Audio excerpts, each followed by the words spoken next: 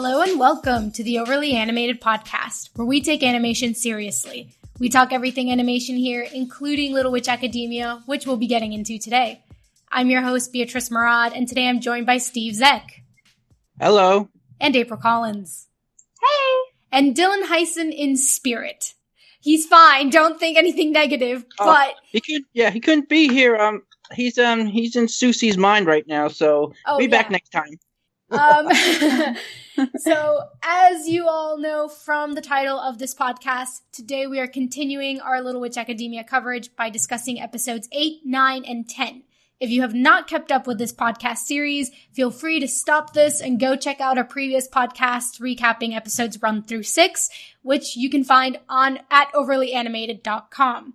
So, let's get into these episodes. We have Akko's adventure in Sushi World, which we kind of talked about a little bit, where Akko dives into the mind of our favorite mushroom lover. We have Undead Travelogue next, where Akko, Sushi, and Lotte bring back the dead. And we have Bee Affection, where the three friends sneak into a party and release a Cupid bee onto all the party people, which they've been up to a lot of things. They've been up to quite the adventures. Despite the entire series, all 25 episodes, not all 13, but all 25 now available on Netflix, we will only be discussing things up to episode 8, so no spoilers beyond that point.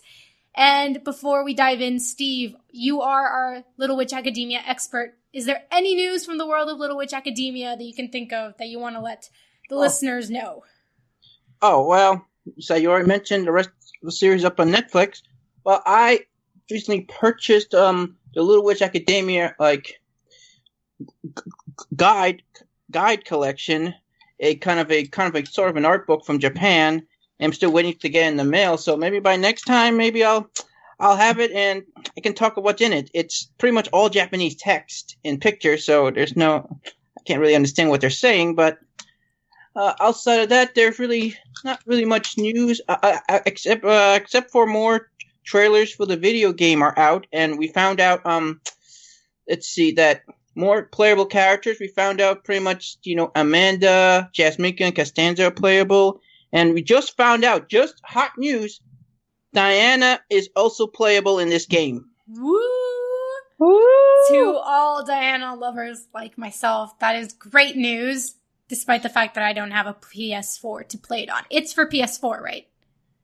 Yeah. Yeah.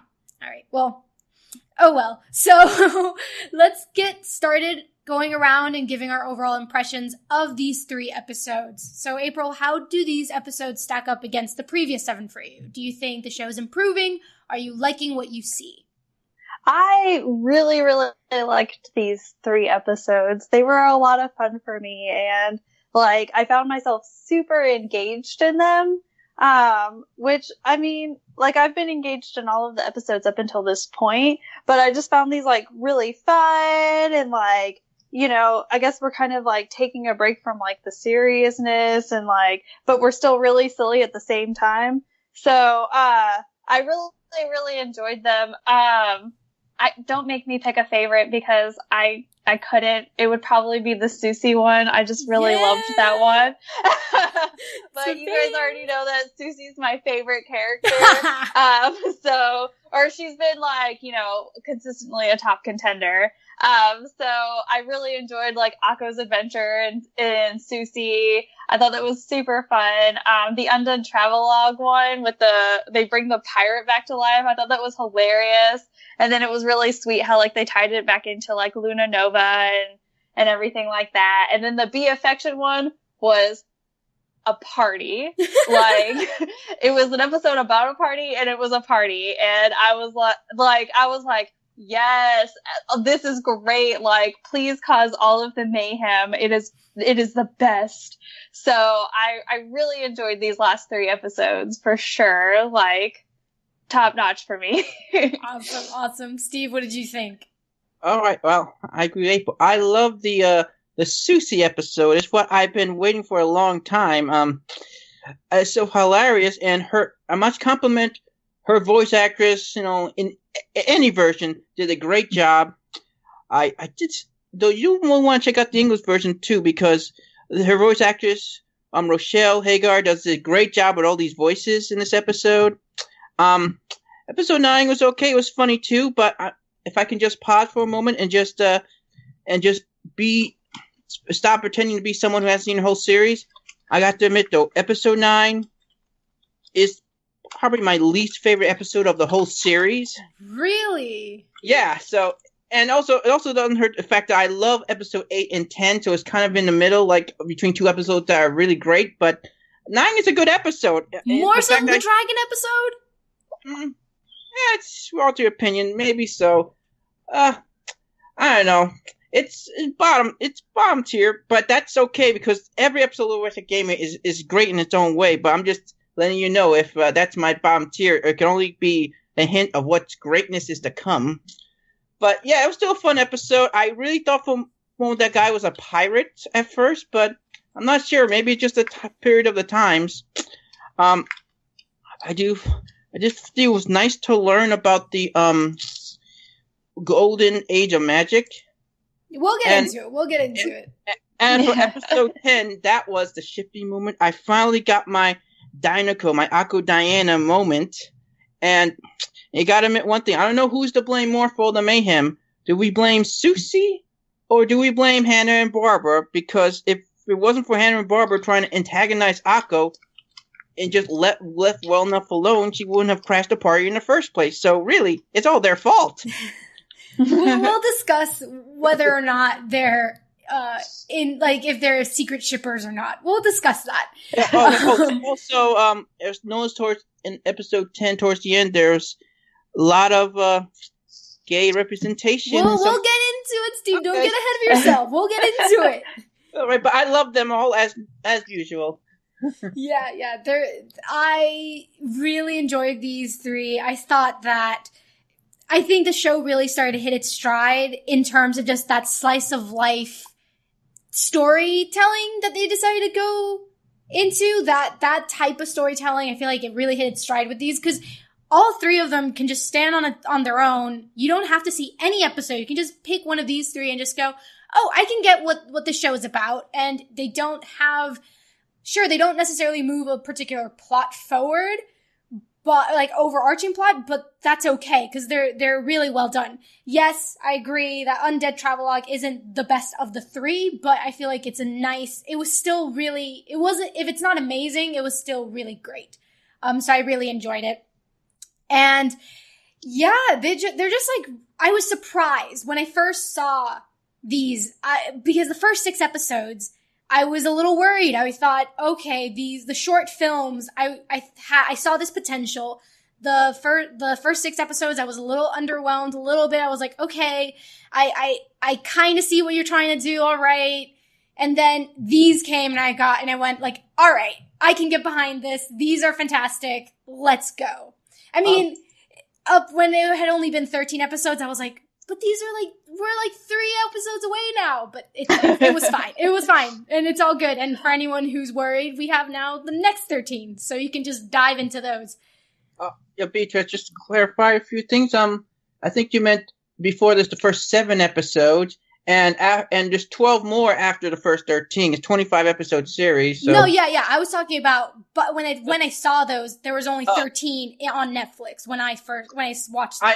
I know, but I'm saying the second half is 12 episodes. There's not 13 more episodes after the first 13. There's just 12. Gotcha. Fact checking.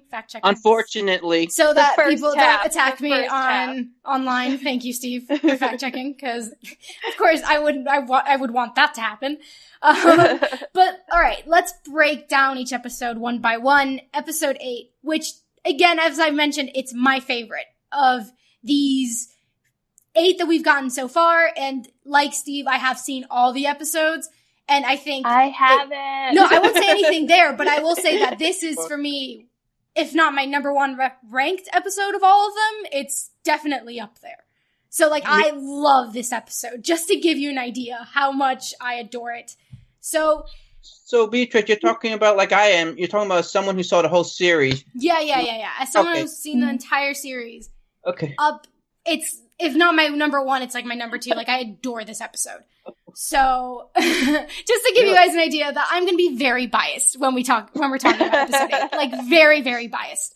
So, let's talk about this. I mean, how deep are we going to go? Are we going to go all Freud in and talk about the id, the ego, and the super ego in this? Because I feel like we could. We can make a very interesting reading. The ego, the super ego. I like that they, like, broke down, like, all the like, this into the smallest little bits of, like, a personality. Yeah. Like, you know, like, oh, this is the Susie who thinks small animals are cute. And then this is like they're just so like minute things that are like defining these tiny little Susies. And I just thought that was really interesting, and that how like, I guess like the cuter aspects of like a personality were being executed.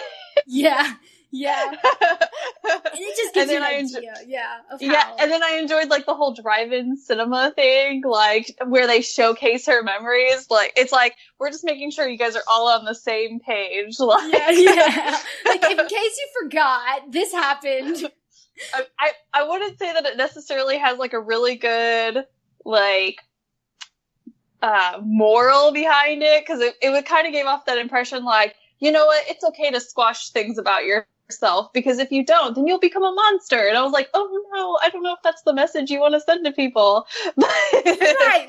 But there is that question, you know, because there is that balance. I don't know if it's because how do the sushis multiply is my question. Like, do they just appear? Because maybe you get rid of one, but then it comes back. You know what I mean? So like you get another one that's more powerful and stronger than maybe. You know, it's like the rules of how this world, the physics of Sushi's mind, we don't exactly understand. So I won't go so far as to say that they're truly gone forever. But Akko's desire to protect all the Sushis was a kind endeavor, even though it did blow up in her face. I was like, I get where you're coming from. Like, I appreciate you, but no. Like, sometimes the ego's got to put the super ego and the id into place, you know. But let's talk about these sushis. Let's talk about, like, which one stood out to all of you guys? Steve, which one stood out to you? Oh man, that's so hard to choose. Let's see. One child, like the ones that just have like one line to just funny gags, or ones that actually had a lot of dialogue. The one that had major roles. I really liked the drifter, the drifter Susie, the hippie Susie, the one that gave him the lift to the movies. I don't know if she had many words to say, but she's like a art house guru, it seemed, personality. I did also like the Hollywood celebrity Susie. Yeah. And what else? There's so many Susie. I love them all. The hyper Susie, the impatient Susie. Like, can go there? Yeah. See, it's so me sometimes. And I do want to bring up one thing though. When I saw the Nightfall episode, the Lottie episode, I knew probably a Susie was going to get her own episode, but I was a little concerned because I didn't think Susie is a character that can be a main character of an episode. She's not really a straight person, and here they did a brilliant job of able to give Susie her own episode, her own focus, but still, Akko is really the main character of this episode. She is the main character in Susie's world, because I think Susie's the type of character she's just too goofy to really just be like the straight man of an episode, if you know what I mean, right? Right. Well, I wouldn't say goofy. I would say just there's this air to her. There's this mystery to her that if you know too much, she's kind of like, you know, it's kind of like one of those, it's kind of like a villain that you don't quite necessarily want to know everything about them. You kind of want to keep that air of, I don't exactly have you figured out, and I don't think I want to figure you out, because I'd rather not know. Yeah, I'd rather not know. Exactly. I don't see her as a villain more. I see her reminds me more of a character like Jana from Star vs. the Forces of Evil. That type of character in terms of reminds me of a bit. But the thing I really loved the best, though, had to be the film. The homage to the old-style cartoons from like the 20s and the 30s. And just me, but the shape of Akko's face in that movie didn't it look a little bit like Mickey Mouse. Oh, totally. It was a total reference to those characters. I mean, this episode's full. It was like a real tip of the hat, like, too. I guess, like old school, like I say animation, but like cartoonery, I guess is a better word. It was very much like an old school, they were just like, here's our tip of the hat to you kind of thing. So I thought I really enjoyed that. I liked it. I also liked that there was like, I guess, personality behind like her memories and how they're stored in her head kind of thing. Like, I was like, yeah, I guess my memories would be cartoons too. Like, if I could pick. And I love that moment where it goes into the art house kind of thing. Yeah. And it's like kind of like a Carol type of moment where I was just like, are you making fun? Like, it's kind of like the Tostinos thing from Saturday Night Live where they're making, I was just like, what are you doing? And like, are you doing this? And how did this come to be? Exactly. And it just, so the jarring switch from art styles I found so hilarious and perfect. And I mean, we're going to go into references. Like, there are so many nods to things in this. Like, I saw a Jedi. I saw a Terminator. I saw just when Akko's, like, tapping her foot later on in the episode because she's so impatient about this, like, elderly Sushi talking to her. That's, like, straight up from, like, Bugs Bunny. And I just, like, it's just those little like, details. I don't have patience for you. Like, exactly. It's just what I say though, most of those influence type of hats seem to be Western influences. I'm sure there was some anime influences there too, but totally. I saw Godzilla in there. Yeah. So, well, that's not anime, but that's Japan, but close enough. No, well, yeah, that's what I mean. Like, if it's Western, like Eastern, I definitely saw a bit of both. But I adore when animation does that because I feel like that's something that it doesn't really work as well if it's not an animation. Like, I have yet to find, like, something that's so referential that everyone can just get both visually and auditory. Like, it's something that's so uniquely in animation that I just adore.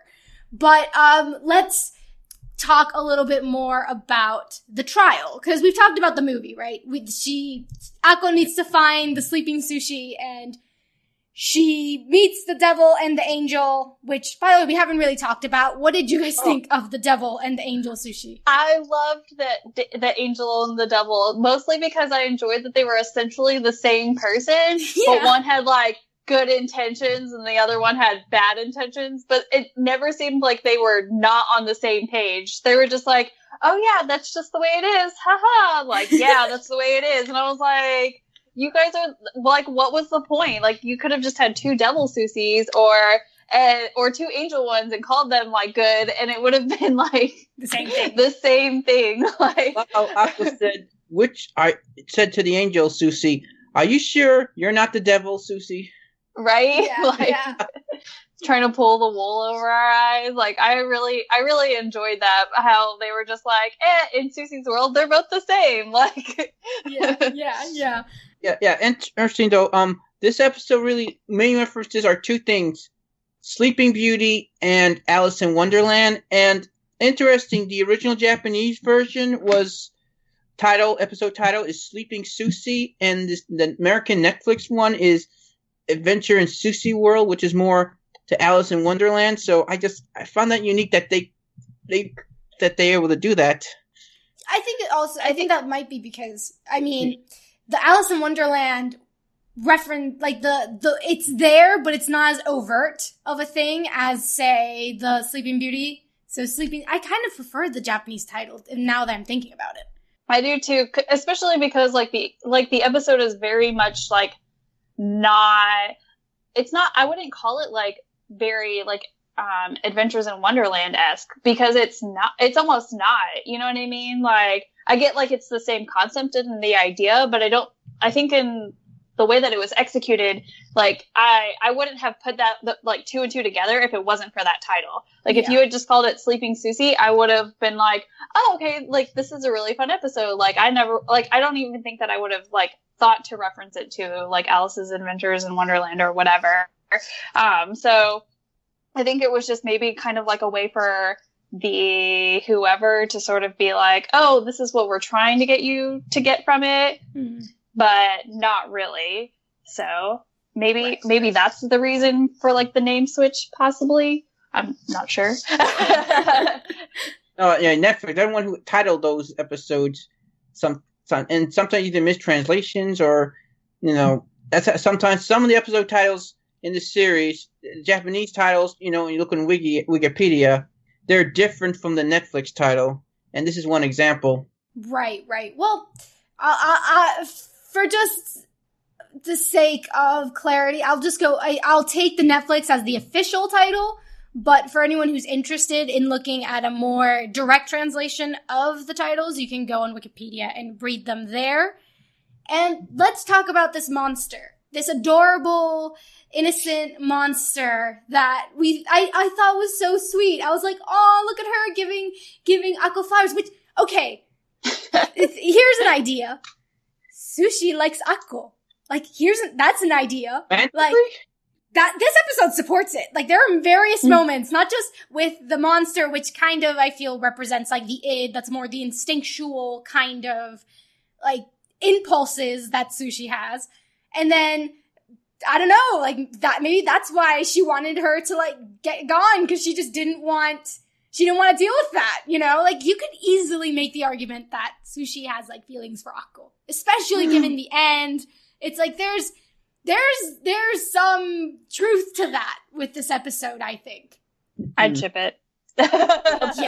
Yeah. Any girl-female relationship on this show, I'm behind. And even if it's not exactly my ship, I always support. You can always have more than one partner. So the more the merrier.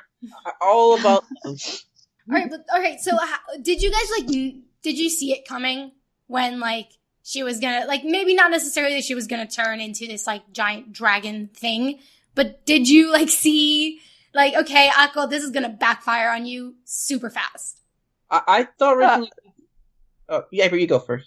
Oh, no, I was just going to say, honestly, I really just kind of did it, but, it was, I guess, an interesting turn for me to see it, this monster to sort of, I guess, form, because I just thought it was going to be just one of those nice, here I am, here's Akko getting to know, Susie without her really knowing kind of thing, and then it was just oh no, here's a monster, and I was like, okay, let's go for it, I always feel like I never know what's going to happen with this show.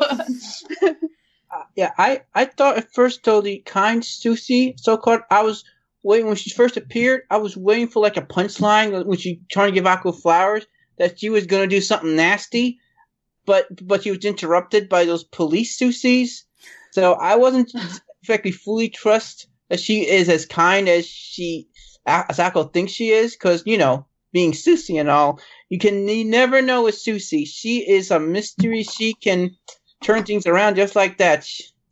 And I did think, the monster Susie, that was awesome. It's very scary. But the part I really liked, the really funny gag, but it's kind of dark, was the execution scene. Oh, when yeah.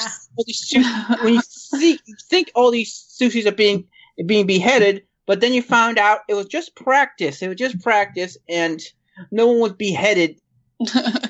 Not actually. You might see out of Rick and Morty. It's type of humor.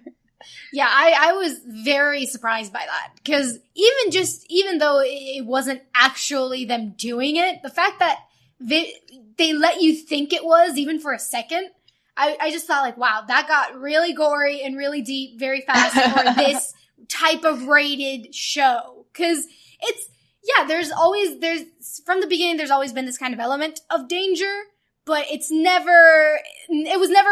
guess it makes sense that the darkest that they'd go would be in the episode where you go into Sushi's mind. That would be the episode where they take full advantage of it, right? That makes complete sense.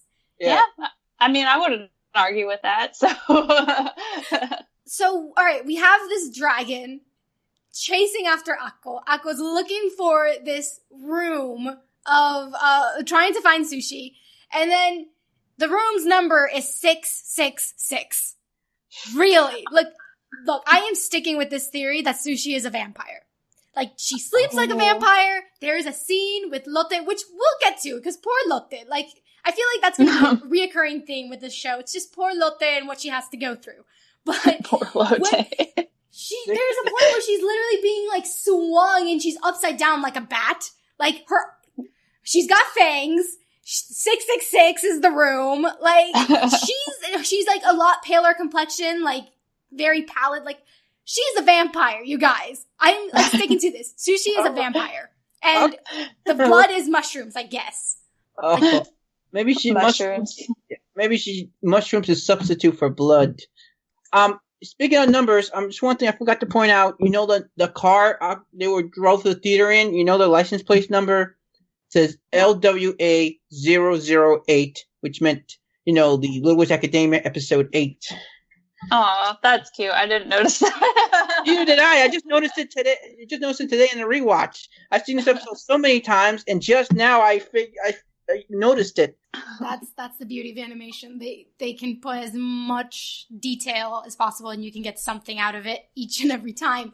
But let's talk about my favorite part of the episode. The part that made me go, "This is the best episode ever," which is the Sleeping Beauty reference. Like, they went full on there. They had the dragon, they had the sword, the shield, and the tower, the thorns. Akko being like super ripped. Like, guys, Akko's like mega fit. Like, she can run. She's the energy has to come from somewhere, or at least her energy means that she has to have the muscle to deal with it. So I am all for like a super buff and ripped Akko.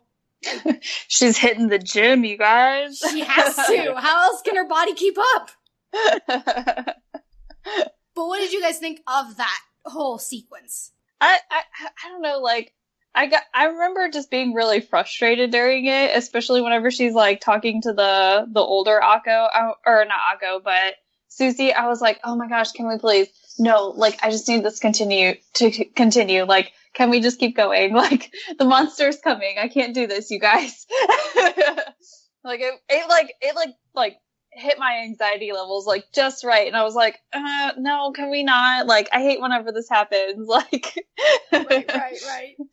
Maybe it's because it's very like reminiscent of like work for me, because like I'll be on the phone with people and I'm like, can you just tell me what your problem is? I don't need to know everything else. Like, like, stop telling me about your day. Yeah. And see, what'd you think? Oh, I loved it too. This intense action scene. I agree. I think this is the first like episode in the series that really had this much action, and it had to be in Susie's mind. But and the old lady Susie was hilarious. Keep asking. But I have to mention though, you guys though, if you haven't, when you're done, you gotta check the English version of this episode to hear the old lady English version of the old lady Susie. See, it's just hilarious. I don't think you can go wrong with either the dub or the sub. Yeah. Like, both actresses did a phenomenal job. And if it isn't clear before to any, like, if anyone hasn't seen the episode and it wasn't clear before, every Sushi you see is that voice actress. Like, she's doing every single role. Yeah. I know. It's both great. Of course, the different though. I think in translation though, to get the full gist of the voices is better for us English speaking people. The English version is probably it's better transaction, because in Japanese, it's just, for me at least, it's just a variation of a Japanese voice. And I'm sure to the Japanese audience, it's like hearing different voices. You get what I'm trying to say? I don't know. Like, I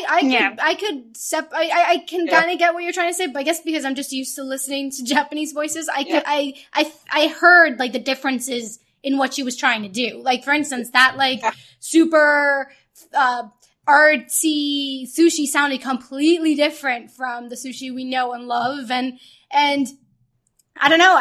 The old sushi I found to sound different. Like, I don't know. I see where you're coming from, but I also don't. I wouldn't sell audiences short if they do want to listen to the Japanese one. It's noticeable. I'm not either. And of course for us people who watch anime like all the time, we probably get it. I'm just talking about the casual, like, I don't really watch anime in Japanese people. I'm just talking to them mainly. Gotcha. You like, you all use Netflixes after. Gotcha. And when the kiss scene was gonna happen, did you guys think it was gonna happen? Like, did you like? Look, all right. So no. Look, here's the thing. The reason I truly think Sushi actually likes Akko, the moment that Akko thinks, oh, this is just friends, so, like, we're just friends, so it doesn't count, right? And by the way, the dragon is in the background, like, blushing, wanting it to happen, the shipper and Sushi herself. Yeah. It's only when Akko thinks this that Sushi gets mad and says, don't you dare. So, I mean, come on. Like, she got mad is because Akko was just gonna laugh it off. Like, I am going to sink with this ship, whether I like it or not, because it's happening. She's chosen her vessel. I never saw it that way, but good points. I never saw it that way. I just didn't think it was going to happen because, Susie of course Susie would wake up just before the good part happens, just to, kind of be a bother to Akko because she's Susie. She loves to make things as hard as possible for Akko. But, yeah, now I saw those heart scenes in the end by the monster Susie, and it would have been awesome. And this is a anime, Japanese thing. They don't have the same type of restrictions that in the Western we have. So I don't know, man, but I just expect the unexpected in this episode. Right. And let's talk about what's going on outside of Sushi's head for a second, because look, dude, like, she suffers so much. Poor so sweet much. angel. You both of her roommates, both Akko and Susie, cause her so much pain. Yeah. So, when, in the beginning of this episode, and I'm really glad they did this, they did this, before Akko even jumps into Sushi's head, they actually said, let's go get a teacher. And in a lot of these instances, in these episodes, they don't go get a teacher. They don't even think about it. They're like, okay, we gotta solve this. Where it's like, no! Someone's life is at stake. There's health issues involved. Get an adult. They try to really be hard to be responsible students. Yeah, they're like the same way. Episode 6, when they were trying to hide from Diana and Frank, Akko, go ask Diana to fix this. Even though she might yell at you for causing the problem in the first place, just do it and make things easier on yourself. Yeah, that's always something that I find frustrating, because, to be honest, like, I've never met, like, when I was younger, I never met anyone who was like, we have to hide this from people. It was always like, oh god, I'm scared, I'm gonna get an adult. So it was nice to see. And again, let's just take a moment of silence for Lotte, because she suffers so much. No, let's not. But let's move It may not have happened. Let's move on to episode 9, since I think we've covered a lot of 8. And this is an episode that I guess, Steve, you're not a fan of? No, I like the episode. I'm just saying it might be my maybe number 24 or 25 on my favorite Little Witch Academia episodes of all time when I rank them. It's nothing, it's just nothing against it, but some episodes gotta be at the bottom, It's true. It's true. It's a dog-eat-dog world. Some episodes gotta be at the bottom. Some episodes. It's more of a case of how much I loved episode 8 and how much I really love the episode that comes after it, that maybe it kind of suffers a bit in terms of my enjoyment of it, because I know what it follows and what follows. Maybe its placement is wrong. Yeah. Like, and also, it would do better if it was like placed differently in the series. The second episode in a row without Diana, so I was a little crusty about that. That is true. I didn't think of it that way. I was okay. Yeah, I mean, that kind of just shows you how badly her characterization has been so far, where I was like, I didn't mind, because it was better story quality for me, so I was like, alright. I literally didn't notice until you just now said, oh, that was the second episode in a row without Diana, and I was like, really? Oh, maybe I guess you're right, like, huh? And then I was like, I moved on, my poor heart. I like Diana, it's just like, it's okay. But, I think this was a really important episode to have, because we need more episodes like this that cement that friendship between the trio. Because up to 8, until 8, I guess, I didn't really understand why these 3 were at least as close as the show's presenting them to be close. At least based on, like, the opening of this show, like, the opening sequence, they seem to be like the best friends, like going like through everything. They'll stick together. And up to this point, I didn't really get that. So I really like that they're taking the time, at least with episode 9, to go, this is just an adventure that they're going through. And it's not going to be focused on their friendship, but it's just one of the many adventures that they have. So it's kind of selling that friendship to us, which I feel like we still need more of. Like, does that friendship, like, up to this point, is it working for everybody? I think it's getting better as the season goes on, but I agree. I think episodes like, where it's just the 3 of them, like really, I say mean a lot, because in the way that like, you have to establish that like, this is the core group of friends and you have to find a way to do it. And so generally you have them go on adventures. And I feel like up until this point, we haven't had too much of that. I mean, we've had ones and like they sort of like force it on us that like it's these 3 together, but then there's these other people too, like right. who like rotate in and out of the group. And so I like these episodes because you're establishing something that you've been trying to force but haven't like solidified. Right. So I like seeing them go on these adventures together versus like it's us and then whatever random character we've decided this week. Like, yeah. I kind of agree with you too. So I didn't have a problem with Akko and Latte and their friendship from the series. Always been Susie up until episode 8. You had the question, is Susie really care about Akko and Latte? Is she really their friend? Is she really evil? Episode 8 really answers that question, that deep down, Susie cares about them. She's not an evil person. So I kind of agree with you. These episodes are very big in terms of setting up, making sure we know that they're friends. Right. Well, okay, Steve, tell me what for you doesn't work with this episode, or at least because there must be something that you find lacking for it to be ranked so low in your list. Like, why? What is it that keeps it from being as enjoyable as the others? And don't say it's because the others are so much better. You have to actually pick something out. Okay. Let me think. It's gonna be hard here.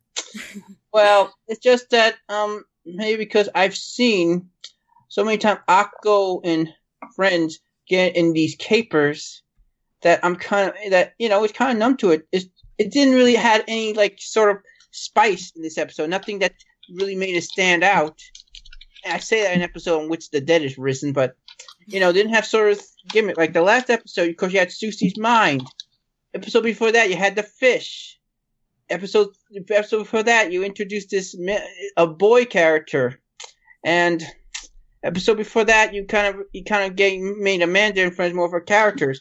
Episode 9 just seems like it's just a standalone. It seemed more of a standalone episode than the others, and that's all. What else? I did think I didn't understand. I thought the joke about the guy saying he wants to get revenge on somebody against somebody, that went a little too long for my liking, but yeah, that's pretty much it, really. Not a bad episode. I just wanted to show you guys though that I am not a like Little Witch Academia like someone who just sees no flaws in the show. That I'm not an objective person, even though I love the show. And this episode kind of proves that. Gotcha. All right, gotcha. Fair. Person, I can break it down objectively, All right, well, April, what worked in this episode for you in particular? I don't know. Just the 3 of them together for me. Like I was saying before, I just really appreciate that. I don't know, getting to see that dynamic, like outside of like school and everything like that. So. Gotcha. So you guys in like the story with the pirate didn't connect with anyone? Like I thought that was so sweet. I thought it was cute, but like there were other things going on in the episode that I was like, I wanted to hear more about. What other stuff? I think they needed more screen time. Right. Yeah, like I wish that like I don't know, they had kind of like hinted at more so that like the principal was like connected to the pirate. Like, we really didn't get any of that until like the end. I wish they had kind of talked more about, what was it, like the homing beacon kind of things or whatever. Like, cause that was like the opening of the episode. And then like, it was just very, very like background. So. Yeah, there's one thing definitely just stood out. I've just remembered is I think this episode definitely hints that the principal, she knows Ursula is Chariot. Yeah. Yeah, but she didn't even like I was really expecting her to say something whenever like they were like gathering all of the little like amulets or whatever. I don't remember what they called them. But like, cause Akko's was her card. And so I thought for sure like the principal would say something, you know, to Ursula about it, like, oh, look at this one, like, haha, you know, like those huge hints that we've been getting like up until this point. And then it just went very like, oh, we're just gathering these items, no one's gonna say anything about nothing, like, and that's it. So well, didn't she say like, oh look, is it like, she said something about the card too, Ursula, like she said like, how cute, and then pause, Ursula and that cringes. Was it. And no, but I kind of like that. I like, because the show has been so obvious with the whole Ursula Chariot kind of thing that I appreciate it not hitting us over the head with, oh, hint, hint, wink, wink, Ursula Chariot, they're the same person. I think if you're gonna pre-establish hitting us over the head with it, then you should just continue that. Like, you might as well. It's sort of like, oh, you stopped doing that. Why? Like, you've already basically told us. You might as well continue to basically tell me, because, like, I'm not going to question it, so just put it in there. Well, in real life, if you knew something, you're just talking to someone, you knew that, you wouldn't just blatantly just talk about it in everyday life, because you don't really need to. But they haven't really, like, talked about it in everyday life up until this point. They've just, like, hardcore made it obvious. So... Gotcha. Okay. All right. Well, then let's talk. Something that is very important in this episode is that we do get to know a little bit more history about the magic of this world. We do get to know about the golden age of magic. What did you guys think about that? And what do you hope to explore in regards to that? Steve, I know that you were excited about this. Yeah. I kind of want to know, what era was this golden age of magic? And when did it stop? How old can witches live to be? Can some of them live to be like 200 years old or something? I mean, is that possible? I don't know. We haven't gotten a whole lot of the mythology. I don't even know how old the headmistress is. Yeah. So that wasn't made very clear. So I don't know. Magic. That's the answer to everything. Magic. Yeah. But it's also like, because, you know, what, like, time period are we in? Do we even know that? Like, because... It's 21st century, Dan. They have apps and... Yeah. I mean, they talk about that, but, like, everyone dresses like it's not the 21st century anymore, so... That's the point, Luna Nova, though, is a very traditional school, and Akko often comes ahead with their traditional ways. Well, but even in the town, though, like, the people are still very, like, I say old-fashioned, but, like, you know, it's we just got outside the colonial period, you guys. Like, we're discovering what what corsets are. Ooh. Scandalous. Very true. Which is a nice segue. Let's get into episode 10, because that episode doesn't really help with what place and time we're at either, because a lot of the fashion in the party, like, I understand Akko, Sushi, and Lotte's dresses being kind of another time. You know, it makes sense for them to be dated, but everybody else's was kind of not of, like, recent I'm not asking for high-end fashion, but, you know, a little bit of our style, you know? Right. But even, like, I would suspect that if anyone was going to have a more, like, trendy, we'll use the word trendy, like, clothing, it would be Akko, because she grew up in, like, the non-magical world and stuff. Yeah. So I would think that she would be more with it, I guess. Like, but it just seemed very much like it was very, like, old school, and like here we are at our dinner party, and we've invited all of the neighbors who live 5 miles away, and like, let me entertain you with the piano. Like, well, feel about fashion. I'm just gonna say it straight out. Diana looked gorgeous in this episode. She always looks gorgeous. I know, but that is her character. But Latte herself said she looked awesome. So, and Akko had this like look in her eye like that. Like even though she had a look of, even though you're my rival, I disagree with everything. Even I have to admit, you look good in that dress. But I don't think Akko's ever been like ill-willed or like said anything mean about Diana. Never. It's always been jealousy. Yeah. It's never been like, oh, I more hate like her. Envy, I would say. Envy it's just like, oh, I have to, like, I want, and even more so like in a, like the way that a person looks to like someone who motivates them. It's like, oh, like I want to be as good as Diana. Like I have to be as good as Diana. Yeah. Like that kind of like thing. It's not so much like Diana's my rival and I must be better than her. It's more so like this is the person that I aspire to be. Kind of situation, especially in terms of like her schooling and all of that. So it's very like she has an admiration for her. So yeah, she has this like sort of like this mixture type of relationship. I did say this though, if we had ever do like Little Witch Academia like AU universe and we do like their Little Witch Academia own version of Cinderella, I think we found our wicked stepsisters. Hannah and Barbara, they're like the perfect wicked stepsisters. I think Finnerland would be like a stepmother. Like you know who Finnerland is, the mean teacher. Yeah, I can see that. Yeah, I can see that.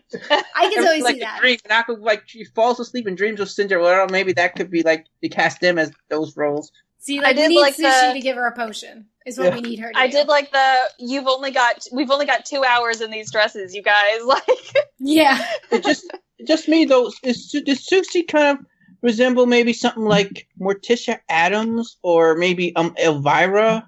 I thought Susie was just wearing a cloak. Yeah. But she does, but the way her style, it does seem like an homage to that type of clothing, that type of character. Mm-hmm. Of course, she would like be more of an homage to Morticia. That's still elegant and classy, but there's that little bit of danger and darkness in there. But Sweet Lotte looked so adorable. Yeah. Which, new ship alert. Lotte and Diana. Like, that was some, like, Lotte was like, oh my god, Diana, you look amazing. Amazing. Yeah. But I loved all of the shipping in this episode. That was the best. And whenever... What is it? Diana got stung by the bee and like fell in love with Akko. I was like, yes, all of our dreams are coming true right now. Like, I'm surprised they went there because you know, like, the minute they introduced the Cupid bee and they introduced the party at Andrew's house. I forgot his name for a second. So I was just like, okay, I know where this is gonna go. He's gonna get stung. He's gonna see Akko, and shenanigans are gonna ensue. Like I knew that was gonna happen. But in the moment that it turned interesting, the episode became less predictable, became a kind of a subversion in a way, was when Diana got stung. And I remember thinking like, oh, they're doing this. Oh, they're going there. Oh my god! And we're doing all of this. And she reacts the same way. Akko reacts the same way when Andrew says, I love you or I like you. She has that like blue hues, like that horror look on her face. And then when Diana says the same thing, same reaction from Akko. So I'm just like, okay, I see what you're doing. I see what you're doing, Trigger. I'm on to you. Yeah, only disappointment though, Hannah and Barbara were not stunned. You didn't fall in love with each other because they are so obvious a ship in this show. I would prefer them falling for Diana because that would have been hilarious. Yeah. It would make sense. They follow her around. Yeah. Just a train of people not falling for each other. I said this though, Diana though, when she got stung by the bee and when Andrew got stung by the bee, one comparison, I thought Diana though, she was very respectful of Akko and her space. I wasn't very cool like Andrew, how he got all in Akko's face and grill, even though he was stung by the bee. You don't do that. That's not cool. Yeah, that's an interesting point. Now that I think about it, you're right. He was much more like aggressive. He was much more, you know, kind of the more dominant role, like kind of what you expect a guy to be, quote unquote, where he'll get what he wants. Whereas with Diana, she just went on to being shy, like, I like you. What do you, stop it, and runs away, which was funny. Maybe that's like how their relationship styles are defined too. Like, because each person had sort of a different like reaction, I guess, in terms of like whenever they fell in love with something, because their reactions were very different with Akko. And so it's kind of like, oh, so when like Andrew's in love, he's very aggressive, and it's one of those, which says a lot about like his upbringing and stuff like that with his father, which I guess we kind of touched on his daddy issues. Cool. But then like in terms of like Diana, maybe she's more like reserved, and so she's very like accepting, like, oh, okay, like, you know, this is like, it just kind of like plays into that, I guess, like their personalities, where Diana was more shy and Andrew was much more aggressive because he's used to getting what he wants, kind of thing. So totally. You have to wonder though, when Akko saw Andrew and Diana together just before like the whole thing happened, the Beast done, definitely was jealous. But who was she jealous of? Was she jealous of Andrew, Diana, or both? Because I think maybe both. I don't know that I got jealousy out of her. She was just like, oh, like they look so nice together, kind of thing. Like that's kind of more how I interpreted it. Really? Actually, no. She said in the Japanese, she said they work great together because they both have such nasty personalities. In the dub, she says even snobs need love too, or something. I don't remember that. I did think she was jealous. And, you know, like, up to this point, from everything we've seen so far, from Akko's point of view, I still don't think she either has feelings that way to Diana or realizes she has feelings that way. I think she realizes but won't admit that she has feelings for Andrew. But when it comes to Diana, it's a lot more, like, I don't even think she notices at this point. But, like, Diana and Andrew are totally, like, bros. They're just like, sup, sup. And then everyone else is like, ooh, look, they're talking. Whereas they're just like, no. There's, like, no, like... We're like, socially obligated. I do think, though, they would be perfect, like, couple to be, like, arranged marriage in terms of being forced to be married. Because you gotta admit one thing, they would have very beautiful children. That's true. Together, yeah. I don't think they'll ever end up together, though, because Andrew's dad hates magic, and Diana's family is obviously a family of witches. But he let Diana at the party. She let Diana be at the party and her friends. Yeah, but I think that's more so like a social obligation versus like a I you know, respect you kind of thing. Because they even say like, you know, oh well, they're both sort of like royalty kind of thing. They're very noble families, and so it makes sense that like noble families would extend like an olive branch kind of thing. And so maybe he felt more obligated to invite Diana to this party versus like, you know, oh, I want Diana to be with my son kind of thing. I have to give Andrew credit though. At the party, at least to Diana, he's a lot less rude than he was last time. So he's improved a little bit. So I think it's because he was in that very social setting, though, amongst all of like family friends and things like that. I think. Well, yeah. Since the last podcast, I've been waiting to ask you, Beatrice, this question. After this episode, what do you think of Frank? Improvement? I like Frank. And look, last podcast, it came off wrong. I never said I didn't like Frank. I thought he was fine. Was he a little bit like thin as a character in terms of characterization?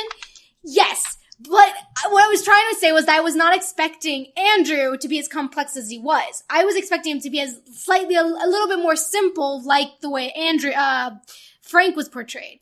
And in this episode, like, he's just a little spicy. He's a great guy. Like, I love that they gave Lotte a harem. Like, I adore that. I'm just like, give her all the harems. Like, I want her to just be happy.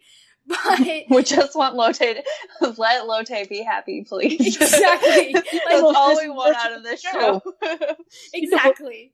But I like that. I like that even after like the bee's magic wore off, that Frank was very much like into Lotte, and I appreciated that she was just like, oh well, I just chalked it up to that, and I don't want to lead him on, so we're gonna get like coffee or whatever it was that she said that they were going to do, and I was like, oh, look at you, girl, like. Yeah.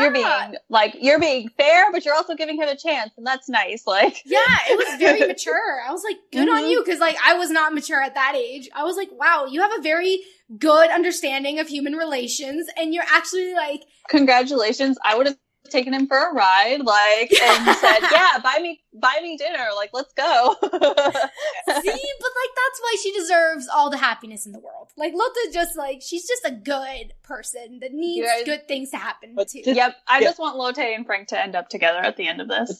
Basically.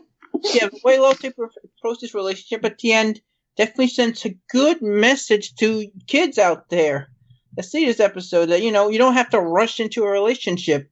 You can just totally true. All right, so continuing with like the surprising elements of this episode, they did show of diverse types. Is that I'm saying it? I'm not using proper grammar, but I'm tired.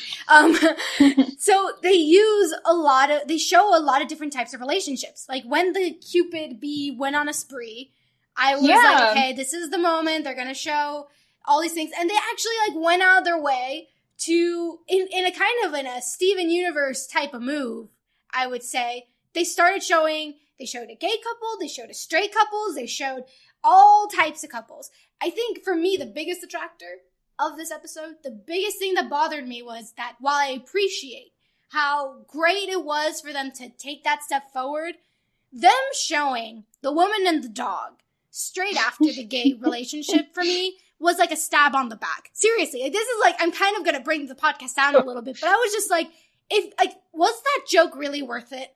Really? You're gonna imply take like bestiality? This huge step and then like... Yeah, it's like a slap in the face. It's like, you're really gonna imply bestiality right after you show LGBT, in this case, gay couples. Like, really? That's what you're gonna do? Like, I was like, yeah, no, don't do that. Why you do this? Why was the dog at the party anyway? Exactly. Who let that dog in? It's like there's something you want to see out of a movie like The Naked Gun. It made no sense. It really rubbed me the wrong way. I was like, this is why this episode, it should be high on my list, but it's not, because this thing just stood out so much. And when I saw it the first time, I was so appalled. I was so hurt. I was like, oh, okay. Really? You're gonna connect these things just like a homophobe would do? Like, you're like trying to be homosexually friendly, but then you ended up being homophobic. Like, really? Thank you, Trigger. Great job. Like, it wasn't to the point. Like, it wasn't to the point where I was like, okay, I'm gonna drop this series, but it was kind of like that. Like, kind of a backhanded... It was just enough to kind of, like, be a slap in the face kind of thing. Totally. So. And I don't know. It really bugged me. I asked people, I was like, oh, am I overreacting to this? And every single person I asked was like, no, you have the right to be angry. Like, what are you talking about? That's ridiculous. So, I'm wondering, what did you guys think? But one, of the actual attempt at diversity, and what did you think of that moment in particular? I was going to say, I appreciated that, but I feel like, and whenever, you're already sort of introducing, like, that,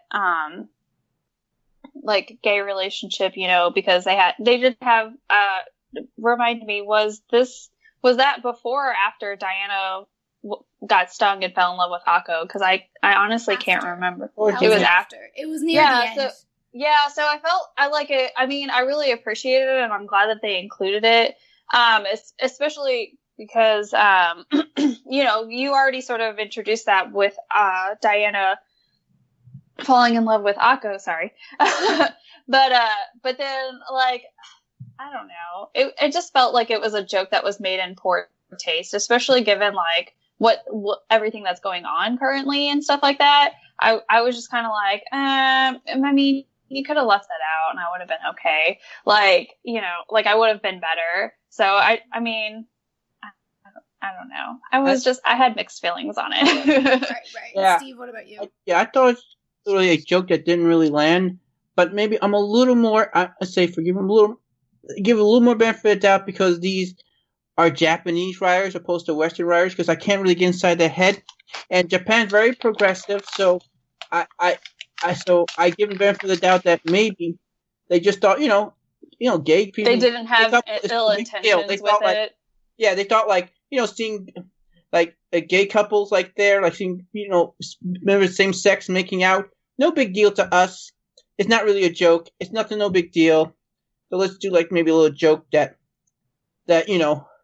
might be the equivalent of gay people being a joke in Western society. That's the thing though. If this was a Western cartoon, I would be much more furious because they should much more furious. But since this is an anime, I really don't understand the culture that much as much as I should. I'm not in Japan. I don't. You know what I'm trying to say? It's just I get what you're saying. Hard, it's hard to put myself in their shoes because you've not ever been in their shoes. I'd be more offended if this was happened on Steven Universe or Star or just. But it's still it was terrible. It was not a good idea. And like I said, I don't look at the show through rose-colored glasses. When it does something bad, does something wrong, does something I don't agree with, I'm gonna call them on it. Yeah. Which is I feel like a lot of people tend to take criticism as a complete attack on a show, and I'm just I like when someone can look at something and still like it, even though it at times can be problematic. Because that's fine. Nothing is perfect or 100% does everything right, So, good on you for that. And are there any sort of thoughts you have on episode 10 that we haven't talked about? Any particular, for instance, I adore the shoujo is how I call it, the shoujo eyes, the whole, because it's a very specific style. I really enjoyed that, switching animation kind of thing, or switching style. I thought it was very, it made me laugh out loud the first time that it happened. I was like, look at that. With the what is it, the light bubbles or whatever. Totally. The deeper voice when it was, when it was Diana, just calling Diana, just that deep, it's the husky voice. Yeah, the husky, Diana. All for it. I thought it's very well done. I thought, very creative. One part though, what did feel uncomfortable was for a few seconds, Andrew's dad was a pedophile. It's almost as bad as the lady and the dog. Yeah. I chose to block that out of my memory, honestly, because. But I just love Shoujo Ako. I love Shoujo Ako. She was very cute, and I just love the homage to that type of anime style. And I think it could be a candidate to the view that Dylan uses for this on the website for this podcast. Yeah, I see that. Dylan, just knowing him, just knowing the way he thinks. All right, so let's conclude this episode with one final question.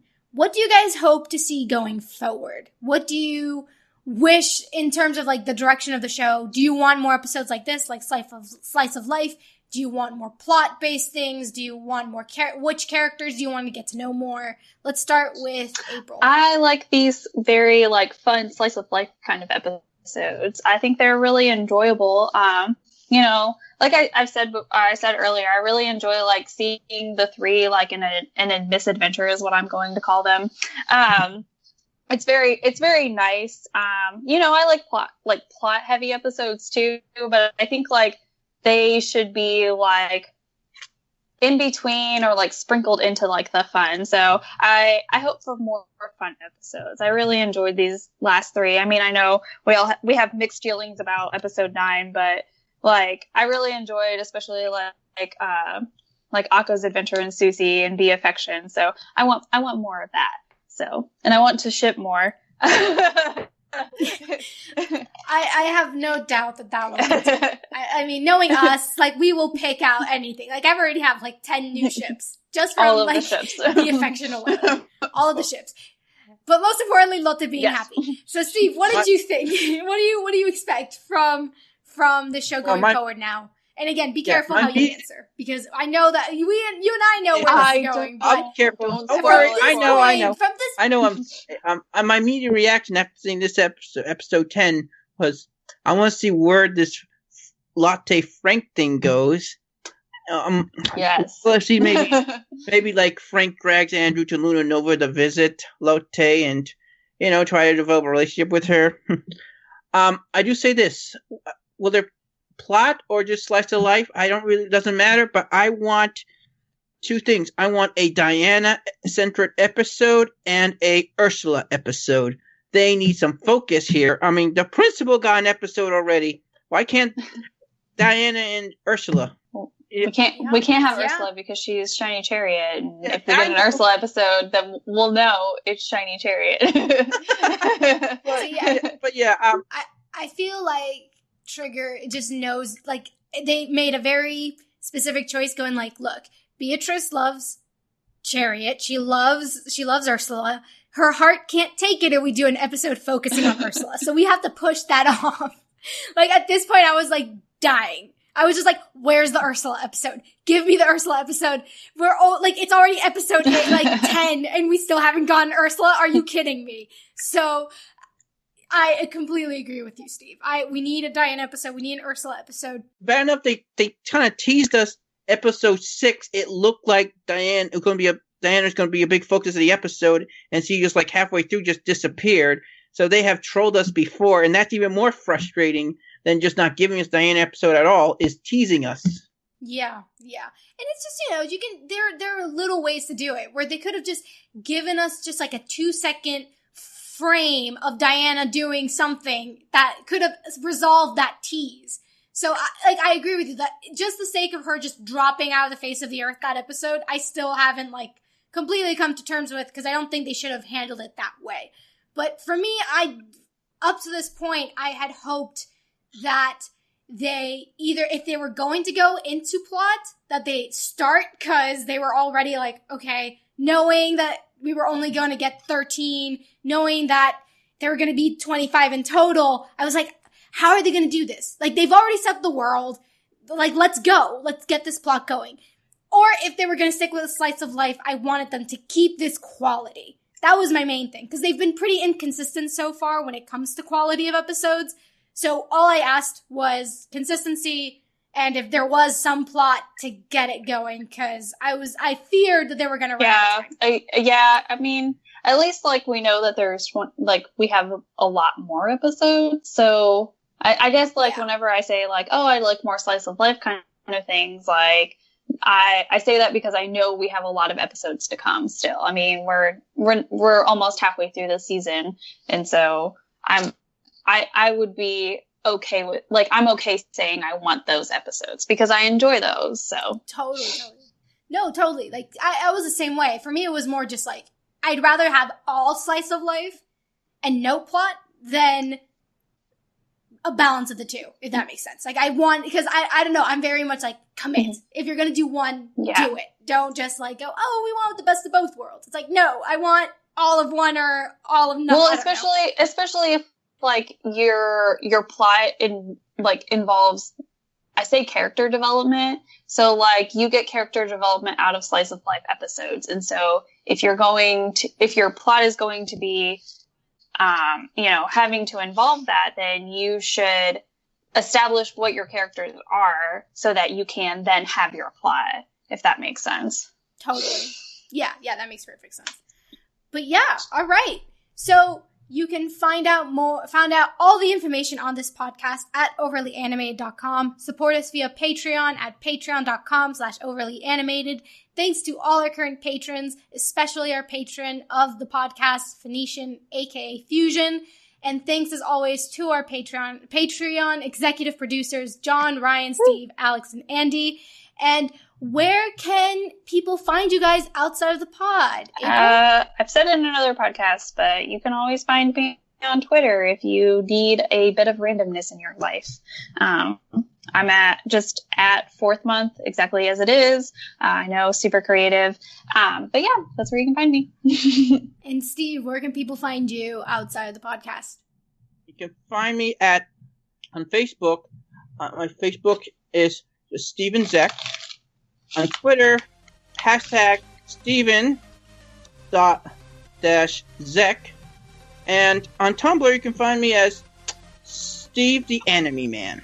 And if you guys want to add a face to my lovely voice, you can find me on YouTube at the Be Real Movie channel. Warning, my face. Thanks for listening, guys. We'll see you next time. Bye! Bye! Bye!